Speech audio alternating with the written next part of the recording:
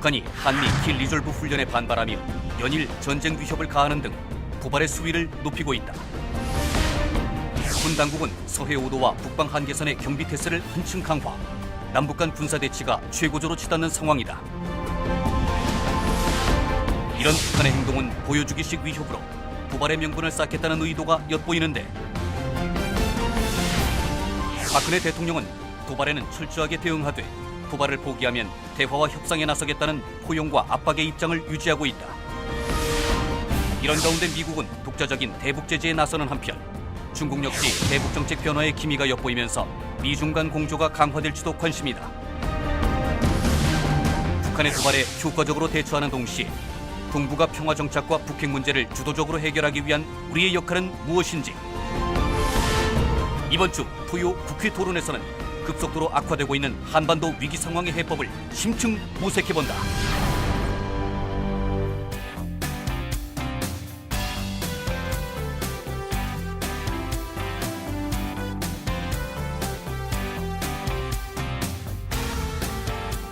여러분 안녕하십니까. 토요 국회 토론 왕상한입니다. 북한의 잇따른 도발 위협으로 남북 간의 강대강 대치가 이어지고 있습니다. 이 같은 한반도 긴장 국면 가운데 최근 중국의 대북 정책의 변화 조짐이 감지가 되면서 북중 관계가 근본적으로 변할지도 관심이 모아지고 있는데요. 한반도 위기 해법과 우리의 역할 그리고 그 과제에 대해서 심층 토론해 보겠습니다.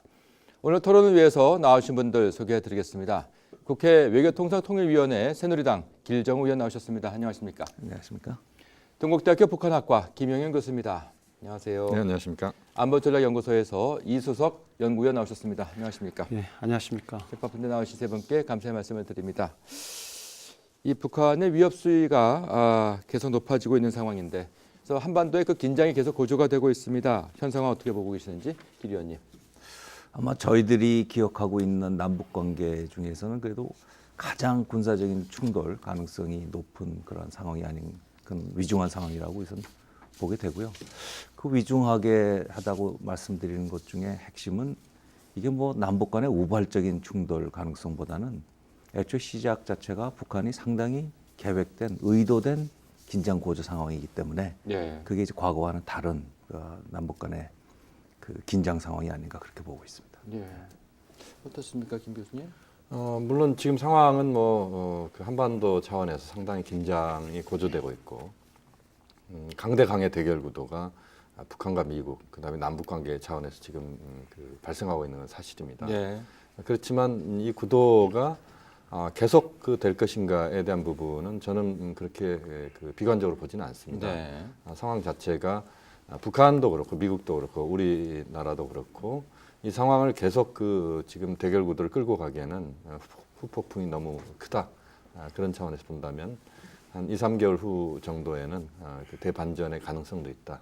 그 대화의 여지들을 지금부터 좀 열어놓는 그런 노력들이 그 남북 그리고 미국, 중국 차원에서 빨리 그 여지들이 나오길 기대하는 부분이 있습니다. 2, 3개월 뒤에 대반전의 기회가 있을 것 같다. 그렇게 되면 참 좋을 것 같은데 이 박사는 어떻게 보십니까? 저는 그 김정은 이 시대는 과거 그 김정일 시대와는 다른 정치적 결정들이 진행되고 있지 않나 그런 생각이 듭니다. 다시 말해서 비합리적이고 이런 좀 무모한 결정들이 과거의 김정일 시대에 비해서 더 많이 진전되고 있습니다. 과거 김정일 시대 같으면 치고 빠지는 전략을 이렇게 해왔는데 뭐 도발했다가 유화 국면으로 가고 그랬는데 지금은 처음부터 끝까지 강한 이 도발 국면을 가고 있기 때문에 이것을 어떻게 본다면 김정은 정권의 특성 또 북한의 체제의 특성과 직접적 관계가 되기 때문에 그런 점에 대해서 우리가 북한 체제의 어떤 문제라든가 어떤 변화 또 이제 국제사회 협력 이런 관점에서 아마 북한을 좀 예의주시해야 되지 않나 그런 생각이 듭니다. 뭐 세 분의 말씀은 그렇게 크게 우려할 상황은 아닌 것도 같다는 뉘앙스로도 들리는데요. 그런 건가요? 우려는 해야 되겠죠. 왜냐하면 모든 상황에 대해서 이제 국민의 안위가 걸려 있는 문제이기 때문에 모든 상황에 대비해야 되고 특히 정부와 군 당국은 대비해야 되지만은 그런 정말 저희들이 가장 우려하고 있는 그러한 전면전의 양상이라는 그런 상황에 있어서는 저희들이 출구가 없는 상황이기 때문에 거기에 그렇게까지 비관적으로 해서 출구를 차단하는 그런 아둔한 그 판단을 지금부터 할 필요는 없다 이렇게 말씀드릴 수 있겠죠. 근데 그 북한의 그 발언 내용을 보면은요, 뭐 아시는 것처럼 불가침 협정을 뭐 폐기한다 할지, 뭐 정전협정을 무효한다 할지 상당히 강도가 높은 내용이고 연일 지금 북한은 긴장 국면을 조성하고 있지 않습니까? 그래서 과연 이것이 위협으로만 끝날 것인가 하는 부분도 많은 분들이 걱정하시는데 그래도 어떻습니까, 이 박사님? 뭐 북한의 입장에서는 아마 가만히 있을 수는 없을 것입니다. 그래서 언술적으로 계속해서 이제 강경 메시지를 대외적으로 이제 제시해야만 이 체제가 결속되는 그런 이제 특성을 갖고 있고, 어떻게 엄밀하게 본다면 이 체제 내부 북한 주민들을 향한 그런 외침일 수도 있습니다. 그래서 지금 바깥에서 뭐 한미 훈련이라든가 여러 가지 국제사회 대북 압박 제재가 강화되고 있는 그런 시점에서 북한으로서는 이제 가만히 있을 수 없기 때문에 자신들이 움츠러들고 있지 않다. 그래서 자신들은 살아있다는 것을 대외적으로 보여주고 또 내부적으로도 아주 견고하게 자신들은 이제 뭉쳐있다라는 것을 보여주기 위한 그런 메시지를 전달하고 있지 않나. 거기에 대해서 덧붙이자면은 이제 작년 12월에 장거리 미사일 발사, 올 2월에 이제 3차 핵실험을 했는데 북한이 꾸준하게 주장해 왔던 거는 그러한 핵무기 보유 국가로서 국제사회로부터 인정받는 거. 네. 게다가 이제 그거를 날릴 수 있는 운송 수단인 미사일을 갖고 있다는 거에 대해서 국제사회로부터 인정을 받고 싶어 한다는 거죠. 네. 근데 이렇게 군사적인 도발이나 긴장을 올려놓은데도 불구하고 국제사회가 할 수 있는 일이라는 것은 어떤 무력적인 대응이 아닌 유엔 정도의 제재 정도라고 한다면은 그러한 결과론적으로 볼 때는 북한을 함부로 국제사회가 무력으로 다스릴 수 없다는 거를 인정하게 되는 네. 결국은 핵무기 보유 국가라는 거를 공인받는 그런 결과를 낳을 거라는 거를 북한이 계산하고 있다. 예. 국내적인 그런 그 결속 차원의 문제도 있지만은 북한이 꾸준히 얘기하고 있는 국제사회로부터 무시당하지 않는 국가로부터 공인받는 하나의 중요한 하나의 시도라고 이해할 수 있을 것 같습니다. 예. 어떻게 보십니까? 제가 볼 때도 뭐 길정 의원님의 말씀에 동의를 하는데요. 북한이 갖고 있는 것은 사실상 상당히 계획된 그 지금 프로그램이다 이렇게 봐야 될 것 같습니다. 네. 그 작년 연말부터 북한이 로켓 발사 이후의 국면들을 보면 계속 단계별로 지금 상승시켜 나가고 있는 겁니다. 그러니까 내부적으로도 그렇고 대외적으로도 긴장 강도도 높이고 그러면서 자신들의 뭔가 그 자신들이 갖고 있는 목표 말씀하신 것처럼 핵 보유국 지위를 확보한달지 네. 미국이나 국제사회가 북한 문제, 북한 핵 문제에 대해서 전체적으로 관심을 갖게 만드는 예. 이런 부분들. 그다음에 한반도의 긴장을 고조시키면서 정전 체제가 평화 체제로 가야 된다라고 하는 이제 북한식의 이제 그런 입장입니다만 이제 이런 것들을 이슈화시키는 네. 이런 일련의 과정이다 이렇게 봐야 될 것 같고요. 그 과정에서 키리졸브가 지금 끼어 있는 겁니다. 키리졸브가 훈련이 있을 때마다 사실은 작년에도 그렇고 그 전에도 보면 키리졸브가 있을 때마다 북한은 말로서는 굉장히 그 수위를 높여 왔습니다. 그래서 올해 상황은 그때보다는 좀 더 이제 차원이 다릅니다만 어쨌든 북한의 그러한 그 발언들이랄지 이런 것들은 그 과거에도 있었던 부분들이고 지금 조금 그것이 고조된 부분들이 있습니다만 그렇다고 해서 우리가 이것을 아주 그 상황 자체가 나쁜 쪽으로만 갈 것이다라고 예단하는 것보다는 네. 지금은 뭐 외교적인 노력을 총력을 기울이는 그런 것들이 지금은 가장 중요한 시점이라고 봅니다. 그렇다면은 북한이 뭐 실질적인 위협들의 그 도발은 감행하기가 어려울 것이다. 이렇게 좀 낙관을 할 수는 있겠습니까? 근데 북한이 도발할 수 있는 여러 가지 수단 방법이 있겠죠. 예. 뭐 천안함 복침 연평도 포격도 있었습니다만은 실질적으로 이 한국의 인명 피해를 초래하는 그러한 무력 도발을 하게 될 경우에 그 결과는 아주 심각하다는 것을 북한도 알고 있을 거라고 저는 믿고요. 네. 천안함 우리 복침 사태 때도 그게 아마 사실이 규명될 때까지 54일인가 걸렸어요. 그러니까 실질적으로 한국 측에 피해를 주지만 그게 북한의 소행이라는 거를 확연하게 알 수 없는 그런 형태의 그 도발이 많이 있는 거거든요. 네. 그런 방식으로 할지 아니면은 흔히 지금 언론에서 나오는 것처럼 뭐 미사일을 쏜다든가 하더라도 제가 볼 때 실질적인 인명 피해를 주는 그건 엄중한 결과를 초래하는 그러한 그 도발을 할까 거기에 대해서 조금 의문점이 있습니다. 예. 북한은 보면 제가 보면 여러 가지 제가 얼마 전 세미나 가서도 이제 뭐 그런 약간 농담 비슷하게 한 적이 있는데 북한은 우리 한국 내의 전문가들 또 다수설에 정반대되는 그런 행동을 할 때가 많습니다. 네. 다시 말해서 우리 한국이 뭐 준비를 하고 있다든가 또 북한이 도발에 만반의 준비를 하고 있다든가 도발을 할 것이다. 이렇게 예상할 때는 북한은 절대로 도발하지 않습니다. 네. 북한은 전혀 예기치 않은 장소에서 예기치 않은 방법으로 예기치 않은 시점에서 도발을 해왔기 때문에 지금 상태에서 우리가 한미 간에 지금 훈련을 진행하고 있고 여러 가지 북한의 도발에 대해서 우리가 만반의 준비를 하고 있습니다. 그 대비책을 세우고 있고 그런 상황에서 북한은 무모하게 도발하지 않고 이 시점이 좀 한 몇 달이 좀 지난 다음에 우리의 안보 의식이 다시 좀 약간 좀 내려가고 해이해지고 또 북한이 과연 도발을 하겠느냐 뭐 하지 않을 수도 있다. 어떤 또 유화 국면이 좀 조성되는 그런 시점에 북한은 도발하지 지금 같은 굉장히 모두가 이제 주시를 하고 있고 그런 상황에서는 도발을 하기가 좀 쉽지 않다 그런 생각이 듭니다. 네. 그 북한이 이와 같이 그 강도를 높이고 있는 위협의 강도를 높인 상황에도 불구하고 개성공단은 그대로 지금 운영이 되고 있죠. 이건 또 어떻게 이해를 할 수 있겠습니까? 그 개성공단이 사실 어떻게 보면 남북 간에 실질적으로 운영되고 있는 거의 유일한 교류협력 창구라고 예. 볼 수 있고요. 그 평일 한 5만 명 정도 체류하고 있죠.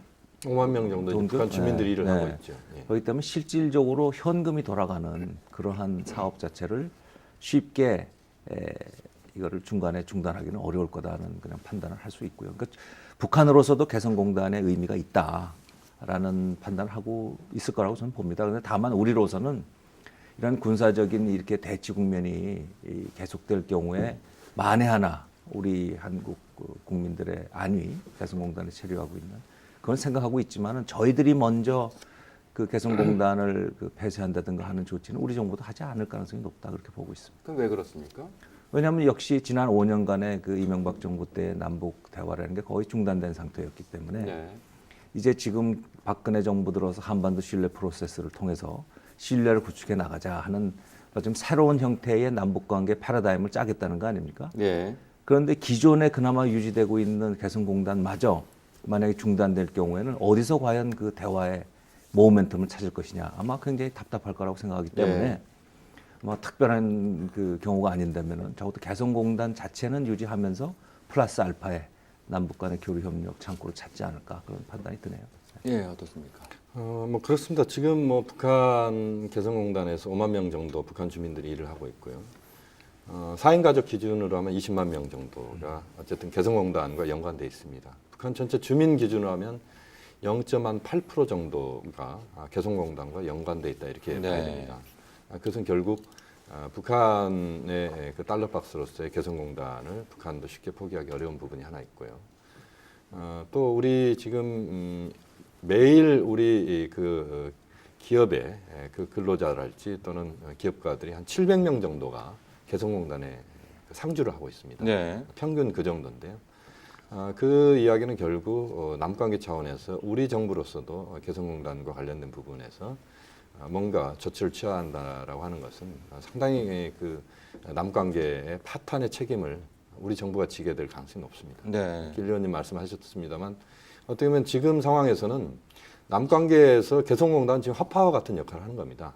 왜냐하면 그 자체마저도 없어져 버린다면 사실은 남관계를 복원할 때 그 엄청난 복원 비용을 우리가 또 부여를 해야 됩니다. 네. 그렇게 본다면 개성공단은 우선은 유지를 시키면서 그것을 확대할 수 있는 여러 가지 방안들을 모색해야 된다 이렇게 봐야 될 것 같고요.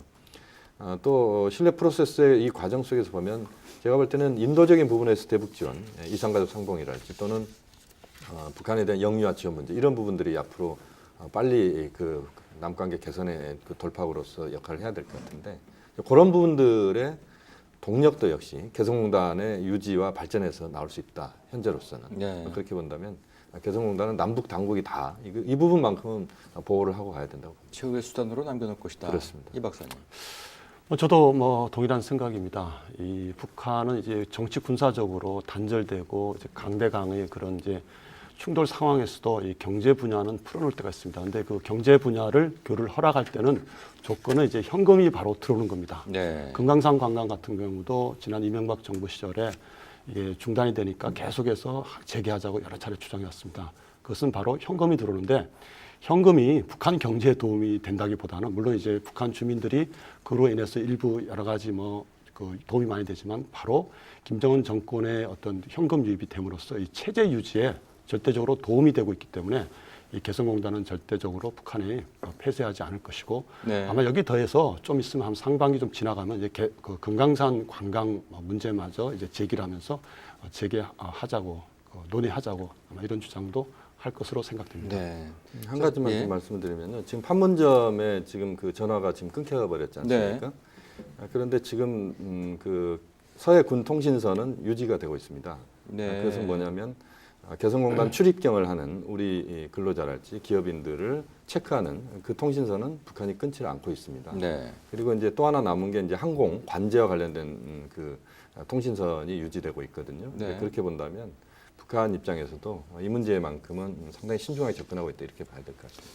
또 그 정전 협정에 관한 문제를 좀 여쭤보지 않을 수가 없을 것 같은데요. 이 그 북한이 그 정전 협정을 이제 폐기하겠다 이렇게 입장을 밝히지 않았습니까? 그것이 국제법적으로 가능하지 않다. 또 이렇게 전문가들은 얘기하고 있는데 어떤 이야기입니까? 법적인 문제는 우리 저 사회자님이 더 잘 아실 텐데요. 규정 자체를 보면 61항인가 62항 보면은 이 쌍방이 사실 합의를 해야 폐기가 된다고 그러지만 예.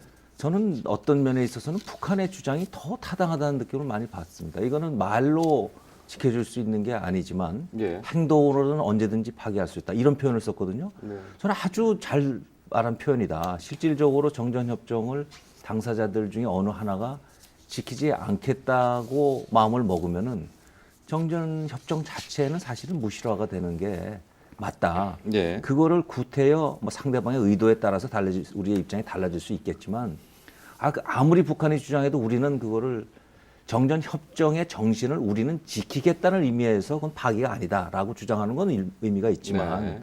사태의 심각성을 인식하는 데 있어서는 협정문을 들이대고 우리는 정전협정이 여전히 유효하다고 주장하는 것은 상당히 허망한 우리의 입장이 아닌가라는 생각이 개인적으로 들어요. 네.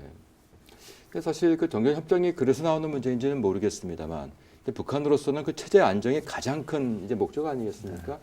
그래서 이 정전 협정을 평화 협정으로 바꿔야 한다라고 하는 주장은 계속해서 왔던 주장이죠. 이 문제는 어떻게 보십니까?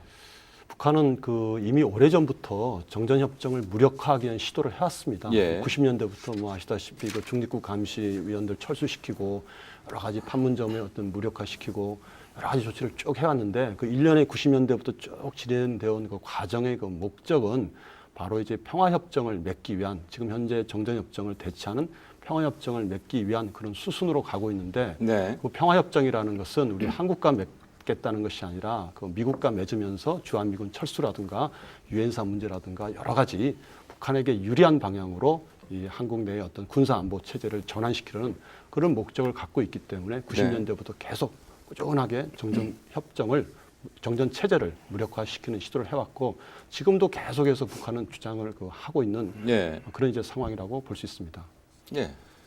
지금 뭐 정전협정 폐기와 관련된 부분에서 사실상 뭐 그 정전협정의 그 체결 당사자들의 동의하에 그 구속력을 정확하게 이제 확보하든지 또 이것을 없애버리든지 하는 뭐 그런 기능은 역시 어차피 미국, 중국의 동의가 있어야 되는 건 사실입니다. 네. 북한의 정전협정 폐기와 관련된 부분에서는 사실은 지금의 그 국면들이 많은 부분 영향을 주고 있다. 하나는 그 북한의 3차 핵실험 이후에 북한이 계속적으로 대남, 대미, 대외 부분에 있어서 지금 공세를 펼치고 있는데 벼랑 끝 전술을 펼치고 있는 거죠. 네. 그 과정에서 하나의 그새 그 일환으로 북한이 정전협정을 백지화한다라는 표현들을 지금 쓰고 있는 것이다 이렇게 봐야 될 것 같고요. 또 하나의 측면은 이제 정전협정 폐기 이 문제는 사실은 이제 평화협정 문제와 직결되는 부분이고 네. 종전선언과 직결되는 부분입니다. 그렇게 본다면 북한이 이 문제를 이슈화시키고자 하는 그래서 한반도에서의 그 지금의 군사적인 긴장 상태랄지 이런 부분들에 대한 궁극적 해결 방식으로의 평화협정 체결을 북한식 표현을 이제 주장을 하는 네. 이런 일련의 과정에서 지금 북한이 계획된 그런 메시지를 국제사회에 던지고 있다 이렇게 네. 봐야 될 것 같습니다. 뭐 다음 주제 넘어가기 전에요, 의원님. 이 평화협정은 그 어떻게 봐야 하는 겁니까? 절대 불가의 대상으로 봐야 합니까? 저는 뭐 정부의 입장을 대변하는 건 아닙니다만 전 개인적으로 언젠가는 결국은 정전협정을 평화협정으로 대체해야 되는 되는 문제다. 예. 그리고 그 문제에 대한 논의가 간헐적으로 있었지만은 상당히 그 북한의 의도에 초점을 맞춘 식에 해서 그걸 했기 때문에 실질적인 진전이 크지가 않았다. 예. 다만 이제는 어떤 의미에서 북한이 3차 핵실험까지 마친 상황에서 이제는 좀 절실하게 이 정전 체제의 지속 가능성에 한계가 있다는 것을 인정을 하고 네. 이거를 보다 지속 가능한 평화, 안정을 보장하기 위한 체제, 그 뭐 평화 체제가 될 수 있겠고 그거를 받쳐주는 하나의 법적인 문서로서의 뭐 평화 협정이랄까라는 데에 대한 논의는 한국을 포함한 이 유관국들이 좀 절실하게 논의에 들어갈 때가 됐다. 저는 네. 그렇게 봅니다. 어떻게 보십니까? 그렇습니다. 뭐 저도 이제 같은 생각인데요. 평화협정 문제는 사실상 이제 거기에 이제 핵심적인 부분들이 북한의 주장들이 있습니다만 그러나 지금의 정전 체제를 계속적으로 유지한다는 것은 우리도 상당히 힘든 것이고 북한도 그렇고 국제사회도 역시 마찬가지다.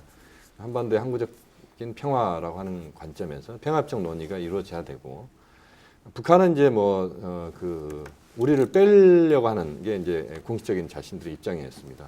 정전 협정의 당사자가 우리가 사인을 하지 않았기 때문에 미국, 중국, 북한만의 이제 3자 또는 북미 평화 협정 뭐 이런 부분들 이야기했습니다만 그건 현실적이지 못한 것이고 한국까지 포함한 4자 평화 협정 또는 남북의 실질적 평화 협정을 하고 미국과 중국이 그것을 이제 보장하는 2+2랄지 뭐 이런 형식으로 논의를 시작을 해야 된다고 보고 네. 그 과정에서 북핵 문제랄지 이런 부분들을 평화협정의 어떤 전제 조건으로서 북핵 문제를 한반도의 비핵화를 완벽하게 실현한달지 뭐 이런 차원으로 북한을 설득하고 예. 이 과정 자체가 이제 중국과 미국이 분명히 해야 될 역할이고 우리도 예. 그런 역할을 하면서 평화 체제로 가면서 북한의 체제 안전 보장을 하는 그런 식의 논의들을 보다 구체적으로 지금 뭐 정전 60주년인데요. 이제 시작을 해서 할 때가 빠른 됐다. 시일 내에 좀 그 부분들은 해결이 돼야 된다고 봅니다. 박사님. 이 정전 체제에서 평화 체제로 넘어가기 위한 가장 그 큰 전제는 신뢰입니다. 네. 다른 뭐 여러 가지 다른 그 분쟁 국가도 역시 마찬가지였는데 그래서 이 신뢰가 그 중에서 군사적 신뢰가 가장 중요합니다. 근데 지금 상황에서 이 남북 간의 특히 그 북한의 그 신뢰를 저버리는 도발이라든가 행태들 이런 걸 놔두고 이 평화 체제로 넘어간다는 것은 상당히 위험할 수가 있습니다. 네. 그렇기 때문에 평화 체제로 넘어간다는 것은 또 평화 협정한다는 것은 여러 가지 또 해결해야 될 문제들이 많습니다. 어떤 것들이죠? 영토 문제도 있는데 대표적으로 NLL 문제가 뭐 있을 수 있습니다. 네. 북한은 뭐 NLL을 뭐 아주 무력화시키려고 노력하고 있지만 사실 그 문제에 대해서 뭐 정확한 어떤 뭐 설명이라든가 이 북한의 어떤 그런 입장에 있어야 되고 또 우리는 그 영토 주권선으로 보기 때문에 여기에 대한 어떤 문제도 또 있을 것이고 기타 뭐 전쟁에 대한 이 한국 전쟁이 6.25 전쟁이 발생했으니까 거기에 대한 여러 가지 문제들 책임 문제 아마 법학을 하셨으니까 잘 아시겠지만 그런 법적인 문제 이런 것도 있는데 지금은 물론 이제 그런 것들은 이제 좀 사라졌다고 볼 수 있지만 어쨌든 평화 체제로 전환하기 위해서는 여러 가지 해야 될 선결 과제들이 많이 있습니다. 그렇기 네. 때문에 또 북한으로서는 우리 한국에서 아까 제가 잠깐 말씀드렸듯이 한국 내 여러 가지 그 자신들 입장에서는 반북적인 어떤 그 법적인 제도 이런 문제까지 아마 거론하기 때문에 우리 내부 문제와도 또 관련돼 있습니다. 그래서 그러기 위해서는 저는 북한이 지금 체제로서는 평화 체제를 지금 현재의 북한 체제로서 평화 체제로 전환한다는 것은 상당히 서로 우리 한국으로서도 좀 위험한 그렇기 때문에 이 북한 체제 어떤 개혁 개방의 어떤 변화가 좀 있어야만 네. 그리고 또 상호 신뢰가 전제가 돼야만 평화 협정을 맺을 수 있고 평화 체제를 그 대목에서 한 전환할 말씀 수 또 있다. 드리고 그렇게 넘어가야 보겠습니다. 되겠죠. 이게 지금 평화 체제만 되면은 뭐 모든 문제가 다 끝날 것처럼 얘기하지만 물론 이제 신뢰를 쌓아가는 노력은 이게 남북 관계 이 개선 노력과 똑같이 가는 건데 지금 말씀하신 이제 우리의 고려사항 또 우려사항들은 지난 뭐 수십 년 동안 저희들이 논의해 왔던 거고 근데 문제는 저희들이 고려해야 될 사항들이나 전제 조건이라고 하는 것들이 시간이 갈수록 점점 더 늘어난다는 데 문제가 있어요. 예. 그러니까 북한이 갖고 있는 여러 가지 지금 대량 살상 무기의 역량이라는 게 갈수록 지금 증대되고 있고 그거를 한국을 포함한 국제사회가 뭐 풀어갈 수 있는 뾰족한 수가 없단 말이죠. 그러니까 평화를 논의하기에는 점점 저희들의 입장이 더 거북해지는 한국의 입장이 거북해지는 상황으로 전개되기 때문에 네. 이 숙제를 안 하고 계속 이렇게 넘긴다는 것 자체가 그렇다고 해서 우리가 저쪽 스스로가 어떻게 달라지기를 기다리는 수밖에 없다는 식의 결론을 내린다면은 그 정말 무력감에 접어들기 때문에 저는 당장 뭘 시작할 수 있다는 말씀을 드리는 게 아니라 적어도 그런 준비는 하고 있어야 된다. 그게 결국은 우리가 원하는 한반도에 있어서의 그 지속 가능한 안정과 평화를 도모하는 데 도움이 된다는 전제로 얘기를 하는 거죠. 네. 근데 만약에 그 평화협정이 아니라면 네. 북한이 원하는 그 체제 안전 보장 수단은 없는 겁니까? 아니죠. 그러니까 평화협정을 저는 협정을 대체한다고 해서 지금 당장 뭐가 되는 것도 아니고 그런 논의에 진입하게 되면은 그때부터 이제 짚어봐야 될 많은 문제들이 나오지 않겠습니까? 그러면서 그 문제를 하나하나씩 해결해 가는 과정이 실질적으로 남북 관계에서 안고 있는 여러 가지 장애물들을 치우는 과정이기 때문에 그것이 북한 스스로가 볼 때도 스스로의 체제나 정권의 안정이라든가 안위를 미래를 그림을 그릴 수 있는 하나의 블루프린트를 제공한다는 그런 프로세스의 의미가 있다고 저는 보는 거죠. 사실 북한이 저와 같이 그 도발을 하고 있는 그 근본 원인이 자신들의 그 체제 안정을 지키겠다는 거지 않겠습니까? 그렇다면은 그네들의 체제 안정을 지켜줄 수 있다, 지켜주겠다라는 그 신뢰라고 하는 것이 도발을 막을 수 있는 근본적인 길이 될 텐데요. 그래서 평화협정이 아니라고 한다면은 또 다른 대안은 없을까요? 뭐 평화협정이라고 하는 부분은 사실은 어쨌든 지금의 정전 체제를 해소하면서 가는 제도적 차원에서의 그런 그 구조로서는 분명히 필요한 부분인 하지만 그 문제도 잠깐 말씀을 드리면 평화협정을 체결함에 있어서는 우리나라가 북한을 국가로 승인해야 되는 또 다른 문제가 나오게 되고 그래서 우리나라 헌법에 또 정면으로 배치된 문제가 나오게 되고 상당히 심각하면서도 남남 갈등을 유발할 수 있는 또 다른 문제가 나오는 거 아니겠습니까? 주한미군 별개의 문제로요. 물론 그렇습니다. 이제 그런 평화협정을 체결하는 이 과정 자체는 상당히 남북 관계가 어느 정도 개선이 전제돼야 되는 것이고 한반도의 어떤 그 군사적 긴장이 해결되는 이런 과정 속에서 나올 수 있는 것이죠. 그러니까 지금 주한미군 문제랄지 뭐 굉장히 사실은 그 남한 사회 내에서 논란이 있을 겁니다. 그런 부분들에 대해서 이제 가닥들을 하나하나 잡아가야 되는 과정이고요. 그 평화협정 체결이라고 하는 것 자체는 어떻게 보면 이제 궁극적인 목표로 잡는 것이고 그 과정에서 예를 들면 주한미군을 지금은 이제 남북관계 차원에서의 지금 그 주둔의 목적이 있습니다만 동북아시아의 평화 안정이라고 하는 차원에서의 어떤 균형자로서의 그 역할로 북한도 인정하고 우리도 인정하고 이제 이런 식의 어떤 그 내용들을 만들어내야 되는 거죠. 그 부분에 관련해서는 이제 꼭 좀 짚고 넘어가야 될 게 그러니까 우리가 평화협정을 체결하는 게 궁극적인 목적이냐? 뭐 그건 저는 아니라고 봅니다. 다만 지금 이 한반도에 있어서의 이 대결 구도를 협력 구도로 바꿔가고 안정 평화를 이루는 데 있어서 뭐 평화 체제 논의하고도 결국은 뭐 거의 같은 과정이라고 보는데 현실적으로 지금 우리 사회자 말씀하신 것처럼 남남 갈등을 유발할 촉발할 가능성이 분명히 있죠. 그래서 저는 이제 다자간 안보 협력 체제를 이제 그 동시에 가동할 수밖에 없다. 그게 지금 박근혜 정부에서도 그동안에 여러 번 밝혔지만은 소위 한반도 신뢰 프로세스라는 것이 유럽판의 그 헬싱키 프로세스처럼 그 대결 구도에 있는 나라들 간의 협력 구도를 만들어가는 그러한 프로세스처럼 다자간 안보 협력 체제를 만들어가는 거죠. 그래서 사실은 이제 박근혜 정부가 지금 육자회담이라는 것 자체가 원래 북한 핵 문제를 해결하기 위해서 만들어졌지만 적어도 제가 이해하는 박근혜 대통령의 이 동아시아 남북관계 전략이라는 것은 육자회담의 틀이라는 것이 북한 핵 문제 해결을 넘어서서 동북아시아의 관련국들이 모두 참여하는 다자간 안보 협력 체제로 발전할 수 있다. 근데 방점을 많이 두고 계신단 말이죠. 그렇다면은 저는 이게 남북과 남남 갈등을 유발한 뭐 평화 협정으로 바로 가는 것이 아니라 그거는 그 나름대로 프로세스를 밟지만 이 다자간 안보 협력 체제를 논의하는 것 자체가 우리의 목적하고 일치한다 그렇게 봅니다. 한 가지 여기서 우리가 북한이 얘기하는 그 체제 보장이란 그 개념이 굉장히 광범위합니다. 지금 뭐 우리 한국이나 뭐 우리 북한의 주변 국가들이 북한을 뭐 공격하겠습니까? 공격하지 않습니다. 북한은 그냥 있으면 체제가 그냥 보장됩니다. 군사도 공격할 리도 없고. 근데 북한이 말하는 여기서 체제 보장이라는 것은 외부로부터의 침입, 공격을 만을 얘기하는 것이 아니라 어떤 뭐 북한의 어떤 개혁 개방이라든가 또 북한 인권 문제라든가 북한의 어떤 주민들의 삶의 질을 향상을 위해서 외부에서 이렇게 조언을 하고 충고를 하고 이런 것조차도 북한으로서는 민감하게 받아들이면서 체제에 대한 간섭이고 그것이 자신들의 체제를 와해시키는 그런 이제 전략이다. 시도라고. 그렇게 보고 있기 때문에 북한이 체제 보장이라고 할 때는 미국이라든가 이 국제사회가 북한에 대해서 어떤 간섭을 하지 말고 내버려두라. 그리고 자신이 원할 때 돈만 달라, 경제 지원만 해달라. 이런 게 이제 북한의 체제 보장이기 때문에 그 북한이 얘기하는 거와 우리가 생각하는 체제 보장 개념이 좀 다르다고 볼 수 있습니다. 만약에 그게 정말로 북한이 원하는 체제 보장이라고 하면 그러면 날강도. 우선 이제 그런 부분들은 제가 볼 때는 그런 것 같습니다. 이제 예. 북한 문제 지금 이제 길 의원님 말씀이 좀 있었습니다만 북한 문제는 핵 문제가 지금 이제 초미의 관심사고 이 문제가 우선 해결이 돼야 되는데 예.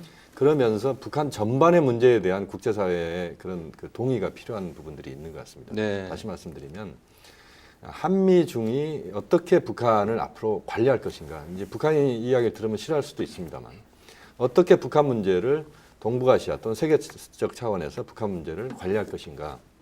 이 부분에 대한 저는 그 충분한 한미중의 합의가 있어야 된다고 봅니다. 예. 특히 중국이 동의할 수 있는 수준에서 한미중의 협력과 대화 속에서의 뭔가 북한 문제를 어떻게 끌고 갈 것인가, 북한을 개혁개방으로 끌고 갈 것인가, 또는 김정은 체제를 어떻게 또 인정할 것인가, 이런 전반적인 부분들, 그다음에 한반도에서의 평화 문제를 어떻게 끌고 갈 것인가, 여기에 대한 합의들을 해낼 때만이 사실은 북한 문제는 해결되는 것이지. 예. 그렇지 않고 개별적인 국가 단위에서 중국은 중국 이익대로, 미국은 미국 이익대로 이렇게 움직일 때는 계속적으로 지금의 문제를 반복할 수밖에 없다. 뭐 그렇게 본다면 가장 중요한 부분은 북한의 변화를 촉구하는 부분도 대단히 중요하지만 북한에게 우리가 할 수 있는 그런 공통의 어떤 입장 속에서 접근할 수 있는 방법들을 그것은 안보 문제도 있을 것이고 북한의 안보 문제도 있을 것이고 북한의 경제 또는 뭐 인권 뭐 이런 다양한 문제가 있겠습니다만 그런 부분에서의 그런 그 한미 중에 충분한 그 대화와 협력 구도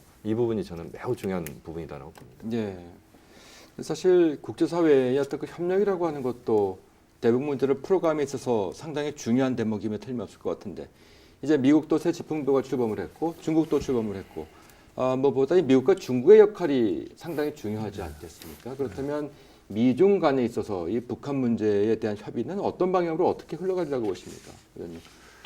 그 많은 전문가들이 미중 간의 관계가 한반도의 장래를 지배하는 가장 중요한 틀이 될 것이다라고 얘기들을 하고 저도 뭐 그 예외는 아닙니다만은 그 미국이 생각하는 동북아시아의 대중 관계를 포함한 동북아시아의 큰 그림하고 한국이 생각하는 한반도의 장래가 반드시 일치할 것이냐에 대한 질문은 저희 스스로 해봐야 된다고 봅니다. 예.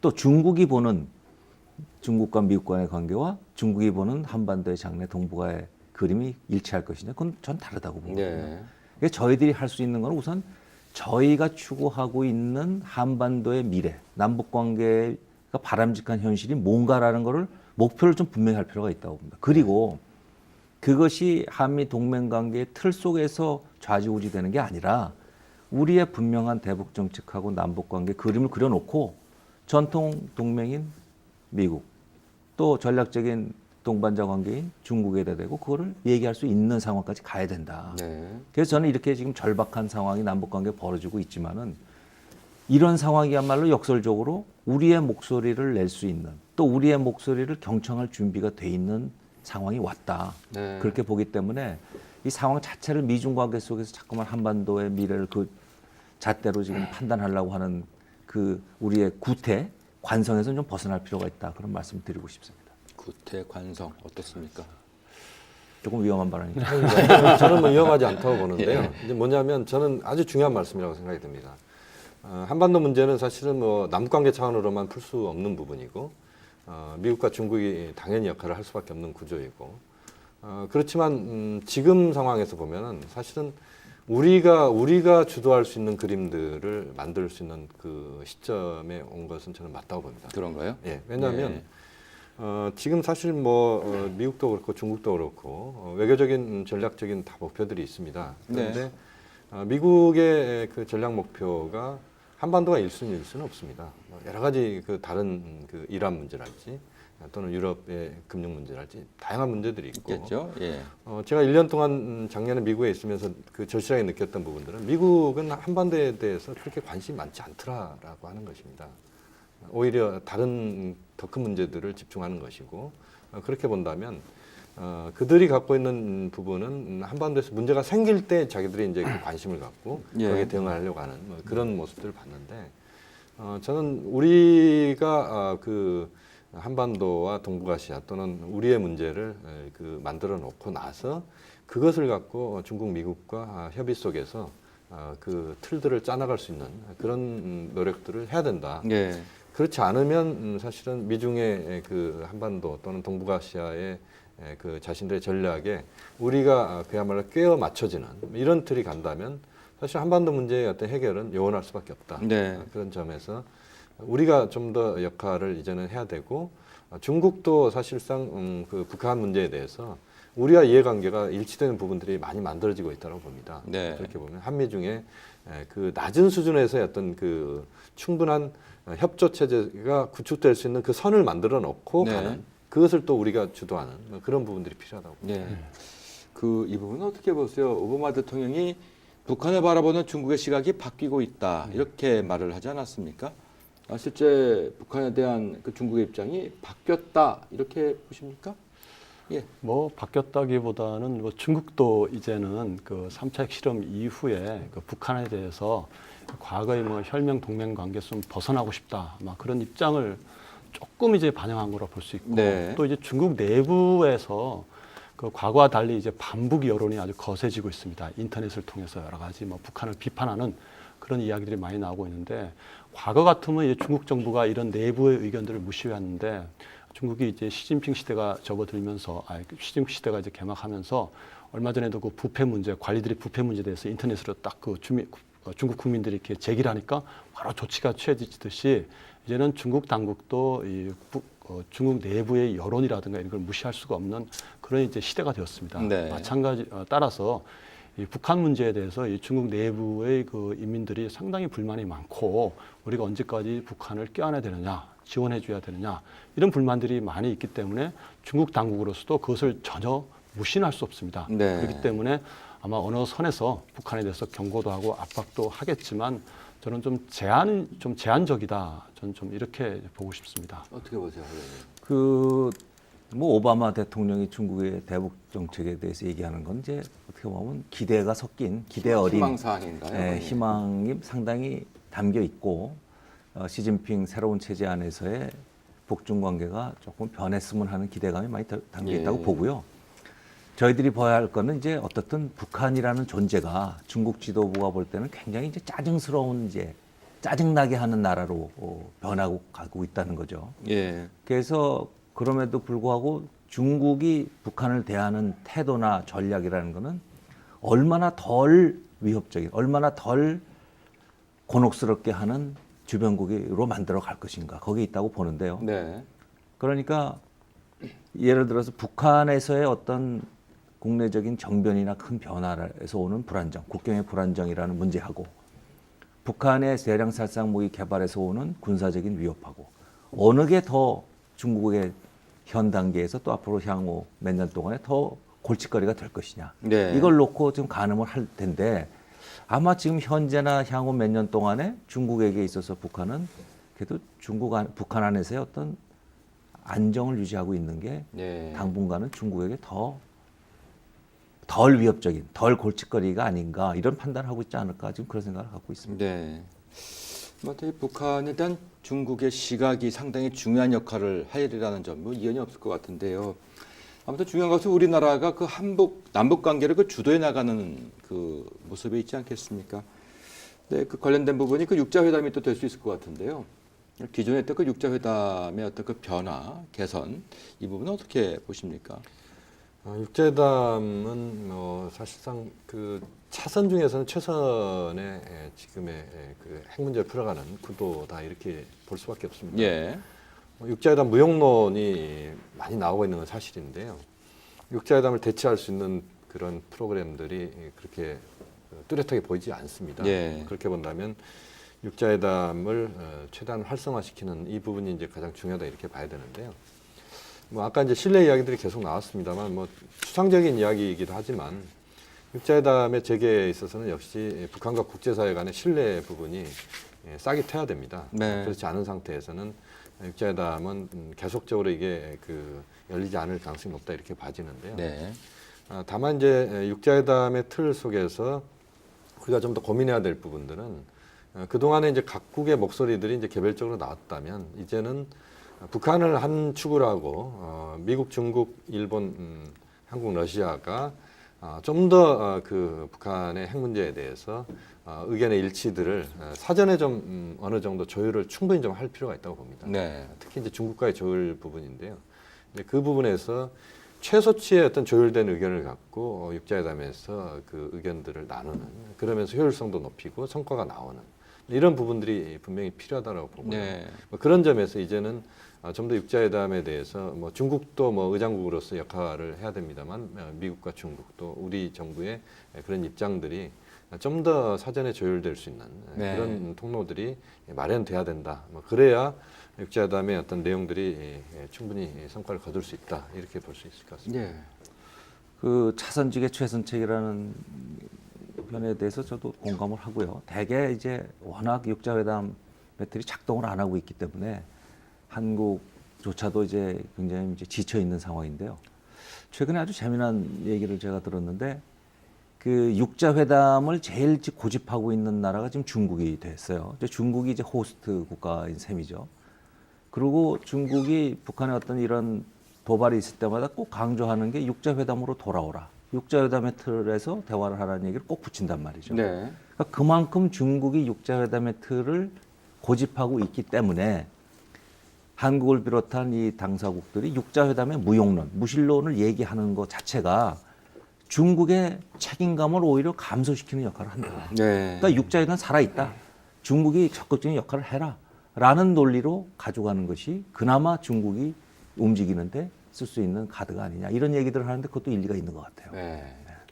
근데 그 육자회담 자체에 대한 그 논쟁, 비판은 오래전부터 있어 왔습니다. 예. 육자회담이 사실상 그 북핵 문제의 평화적 그 해결을 위해서 마련된 기제이지만 제대로 그 역할을 못하고 오히려 북한의 핵 개발을 방조 혹은 이제 시간을 벌게 해줬다는 그런 이야기들이 많이 있습니다. 근데 결과적으로 지금 북한이 3차 핵실험까지 한 지금 상황에서 보면 육자회담이 오히려 북한이 뭐 불능화라든가 폐쇄라든가 이런 여러 가지 뭐 용어들이 나오면서 오히려 북한이 그 우라늄 농축 그 핵 개발이라든가 이런 거를 개발할 수 있는 그 시간을 빌미가 됐다는 거죠. 그런 예. 걸 오히려 그 시간을 좀 벌게 해주지 않나 그런 이제 비판도 있기 때문에 네. 향후에 지금까지 쭉 해오듯이 물론 이제 지금 한 5년간 지난 5년간 육자회담이 한 번도 열리지 않았습니다. 그렇기 때문에 지금 아마 열리게 된다면 이것은 새로운 형태의 과거와는 다른 새로운 형태의 그 육자회담이 돼야 되지 않을까. 물론 북한 입장에서는 틀릴 겁니다. 자신들이 핵을 보유했다고 북한은 주장하기 때문에 육자회담은 이제 그 핵 폐기회담이 아니라 핵 군축회담 혹은 또 자신이 핵 보유를 기정사실화하려는 그런 그 회담으로서 활용하려 할 것이고 예. 그 외 나머지 국가들 5개의 국가들은 북한 그 과거와 마찬가지로 육자회담을 통해서 북한은 핵을 폐기하려는 그런 주장을 하기 때문에 저는 육자회담이 개최되기 전 예비회담부터 굉장히 논쟁이 막 네. 심각해지고 아주 격렬해지면서 그 제대로 관련해서 열릴까. 지금 그래서 박근혜 정부의 입장은 제가 이해하기로는 육자회담의 틀 자체를 무실화시키는 게 아니지만 그거를 보완하고 아니면 육자회담을 다시 불을 지피기 위해서 네. 실질적인 회담을 하는데 그 참가자는 3자로 하는 게 좋겠다. 그래서 한국과 미국, 중국이 참여하는 3자 회담을 통해서 이 문제를 육자회담이라는 다자창고를 불을 지필 수 있는 실질적인 논의를 거기서 시작하자는 것을 병행해서 네. 하자는 게 이제 박근혜 정부의 생각이 아닌가 싶습니다. 네. 뭐 그 생각은 저는 상당히 뭐 좋은 생각이라고 네. 봅니다. 그 지금의 이 구조 자체에서 핵심적으로 한미 중의 협력이 저는 키라고 봅니다. 북한의 그런 행동이 어떤 식으로 나오느냐가 하나의 키가 될 수 있겠고 그 네. 대척점에 우리는 그동안 이제 한미 간의 협의를 많이 생각을 했습니다만 이제는 한미 중이 공통으로 북한 문제, 핵 문제에 대해서 접근할 수 있는 그런 그 공통 분모를 찾아내는 또 그 가능성들은 지금 커지고 있습니다. 북한의 네. 3차 핵실험으로 중국도 북한의 그 핵 개발, 핵 보유에 대해서는 매우 부정적인 입장을 가질 수밖에 없기 때문에 그런 이해관계 속에서 하나하나 가닥들을 한미중이 좀 잡아가고 그러면서 그 형식의 그 육자회담이라고 하는 틀 속에서 북한과 협의하는 이런 식의 어떤 그런 그 세련된 그런 내용들이 이제는 나와야 되는 네. 시점이라고 봅니다. 자, 그래서 이제 끝으로 우리가 짚어야 될 대목이 박근혜 정부의 대북 정책이 아닐까 싶습니다. 신뢰 프로세스라고 하는 말, 박근혜 정부의 대북 정책의 핵심 단어이겠지요. 근데 이 프로세스가 들어가기 전에 북한이 도발을 이제 위협하고 있다는 얘기죠. 이제 이 상황에서 박근혜 정부가 대북 관계를 어떻게 풀어가는 것이 필요하다고 보십니까? 네, 이거 한반도 신뢰 프로세스를 가동시키기 전에 북한의 도발로서 굉장히 곤혹스러워한다. 그 표현 자체는 그대로 제가 인정을 하고요. 예. 그렇기 때문에 한반도 신뢰 프로세스라는 구상이 더 절실하게 필요한 게 아닌가라는 사실 당위성을 또 얘기해 줄 수 있다고 봅니다. 네. 그래서 저는 그 결국은 남북 관계의 그런 악순환의 고리를 끊겠다는 거거든요. 도발 끝에 할 수 없이 대화를 하고 또 약속을 안 지키고 하는 이거를 끊자. 그런데 그걸 끊으려면은 어떻든 지금의 가장 최저 수준에 와 있는 남북 간의 신뢰부터 조금씩 쌓아가는 노력을 꾸준히 해야 된다. 그래서 시간을 걸리더라도 선순환 구조로 바꾸기 위한 게 바로 신뢰를 쌓아가는 프로세스 과정이라는 거거든요. 예. 그러니까 신뢰를 쌓는 것 자체가 목표가 아니기 때문에 많은 분들이 그 구체적인 액션 플랜이 뭐냐고 물어보시지만 저는 신뢰를 쌓는 것 자체가 하나의 과정이라는 거죠. 네. 그래서 저는 이런 고비 속에서 많은 우리의 창의적인 노력이 있어야 될 거라고 봅니다. 네. 브레인스토밍도 해야 되고 기존의 남북 관계 또 다자 관계에서의 북한 핵 문제를 풀기 위해 어떤 여러 가지 대안들을 다 놓고 이 돌파구를 결국 우리가 찾아야 된다. 이 네. 문제는. 이건 뭐 이름에 상관이 없이 결국은 한반도 신뢰 프로세스의 핵심은 우리의 문제라, 실질적으로 우리의 문제라는 의식을 절실하게 갖고 네. 거기에 대한 돌파구나 대안도 결국은 우리 머릿속에서 일단 나와야 된다. 네. 저는 그 절박감에서 출발하는 게 이 박근혜 정부의 대북 정책의 그림이 아닐까 싶습니다. 네. 어떻습니까? 지금 뭐 말씀들이 있었습니다만 박근혜 정부 출범 과정에서 지금 남북관계 첫 단추가 잘못 깨지고 있는 건 사실인 것 같습니다. 역시 이제 북한의 핵실험이 그 정권 교체에 이루어지면서 박근혜 정부의 운신의 폭을 좁혀버렸다. 이 부분은 뭐 사실인 것 같고요.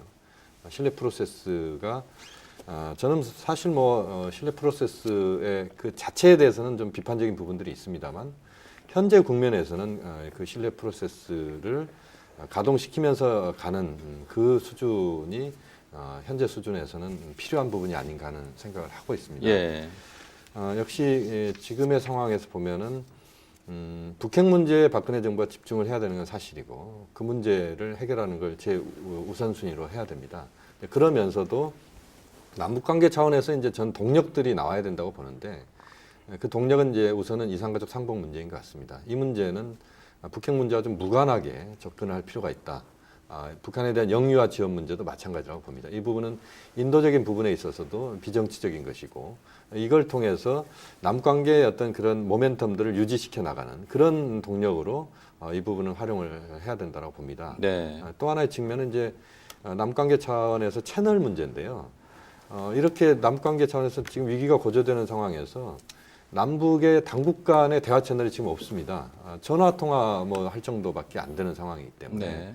정부 간, 그다음에 적십자 간 또는 민간 차원에서의 이 대화 채널을 확보를 우선 어떤 식으로든 저는 할 필요가 있다고 보고 이 부분에 있어서는 저는 남관계 현재 상황을 고려할 수밖에 없는 부분이 있습니다만 예. 그렇다고 하더라도 최대한 이 문제를 빨리 채널을 확보하는 뭐 이런 노력들을 기울이고 그런 과정 속에서 문제를 풀어간다. 그리고 또 하나는 북핵 문제에 대한 접근법도 역시 남북관계에서 뭔가의 그런 그 유연성과 동력들이 나오면서 우리가 북핵 문제에 또 긍정적인 영향을 줄 수도 있는 아까 길 의원님은 이제 그런 부분에 있어서 상호 보완적인 부분을 말씀하셨습니다만 그런 부분들로 나아가기 위해서도 남관계에서의 지금의 유연성들 이런 네. 부분 인도적인 부분에서 유연성들은 반드시 필요하다고 봅니다. 네.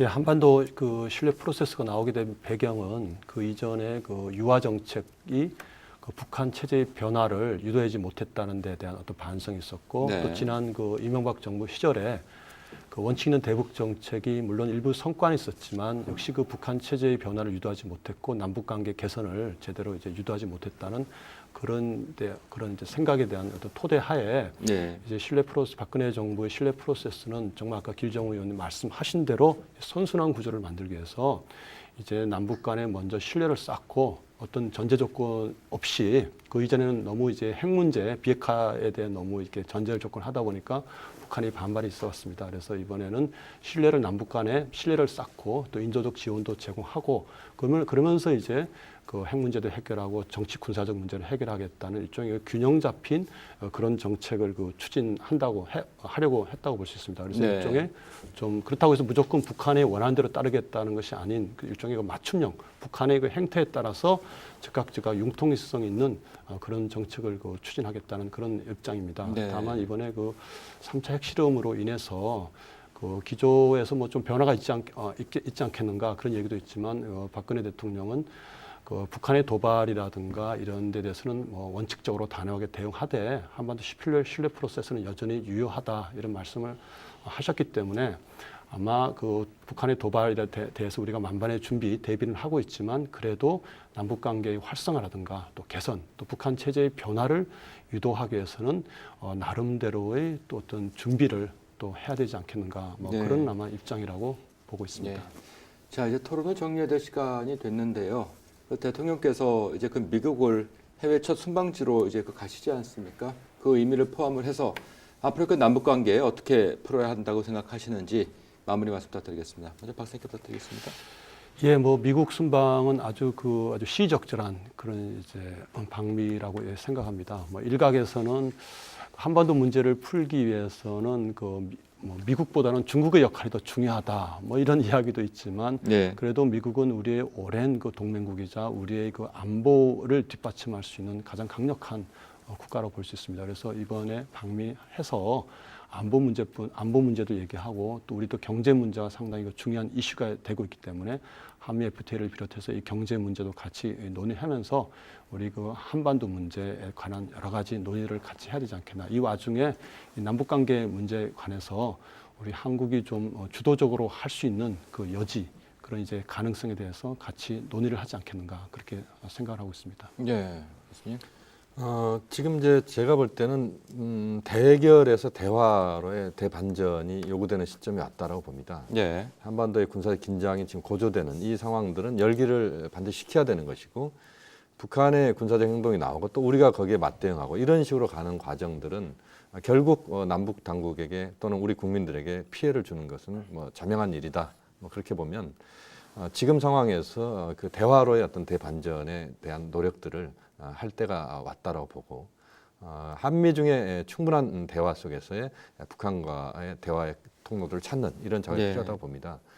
중국의 대북 특사가 최대한 빨리 파견돼서 네. 김정은 제1위원장한테 국제사회 우려를 명확하게 전달할 필요가 있다라고 보고요. 네. 또 우리도 역시 미국, 중국과의 충분한 대화 이 부분이 필요하고 키 리졸브 훈련이 지금 진행되는 과정에서 이 문제들이 좀 가닥을 잡아야 되지 않겠느냐 네. 하는 생각이 됩니다. 네. 그렇지 않으면 더 상황이 더 악화될 수도 있다 이런 점에서 대결보다는 대화에 이제는 방점이 나와야 된다고 봅니다. 네, 의원님. 뭐 저희 대통령이 어느 나라를 먼저 방문해야 되는가라는 논의는 이제는 거기서 벗어날 때는 됐다고 보고요. 네. 다만 지금 이렇게 남북 간의 그 어느 때보다도 군사적인 이 대치 상황이 심각한 상황에서는 어쩔 수 없이 군사 동맹이나 한미 관계를 중시 앞세울 수밖에 없고 또 한미 간에 많은 풀어야 할 숙제들이 있기 때문에 저는 미국을 가시는 건 적절하다고 보고요. 네. 다만 이제 가셔가지고 우리가 전할 수 있는 뭐 다른 양국 관계 문제도 있지만 남북 관계에 있어서의 새로운 박근혜 정부가 추구하는 큰 그림을 어떤 메시지를 갖고 설득할 것이냐. 그게 오히려 또 굉장히 중요한 문제가 되지 않을까 그렇게 네. 봅니다. 예, 그 북한의 도발 위협의 수위가 연일 높아가고 있는 상황에서 한반도의 긴장 관계는 계속 고조되고 있는 느낌이죠. 남북관계는 결국 우리나라가 풀어야 되지 않을까라는 생각을 해봅니다. 특히나 우리의 생존과 직결된 문제인 만큼 그 북핵 문제, 특히 우리가 먼저 해결의 밑그림을 그려야 하지 않을까 싶고 이것을 미국과 중국 등과 함께 긴밀히 협의해야 될 것으로 생각합니다. 한반도 문제의 대범하고도 창의적인 해법을 기대하면서 토요 국회 토론 여기서 마칩니다. 고맙습니다. 안녕히 계십시오.